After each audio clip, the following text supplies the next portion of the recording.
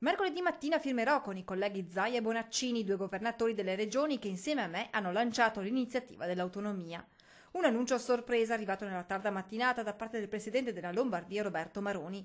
Mercoledì dunque sarà il giorno X, quello che in Veneto si aspetta dal 22 ottobre, quando si svolse il referendum consultivo. A Palazzo Chigi 3 governatori firmeranno il patto per l'autonomia.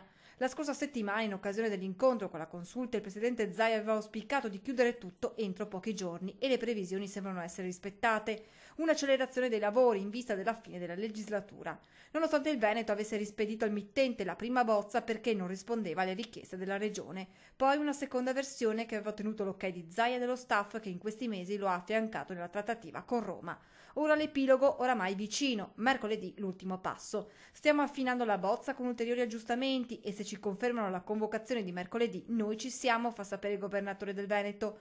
Maroni ringrazia l'impegno del sottosegretario Bressa, anche lo stesso Zaia in occasione del discorso alla consulta aveva riconosciuto l'impegno messo da Roma nel negoziato. Devo riconoscere che il lavoro fatto col sottosegretario Bressa fino ad oggi è stato produttivo, è stato anche in un ambiente di serenità, con l'ottica anche di accogliere le istanze. Devo dire che se oggi c'è questa possibilità la si deve al Veneto che ha marcato stretto, è arrivato alla settima bozza di accordo.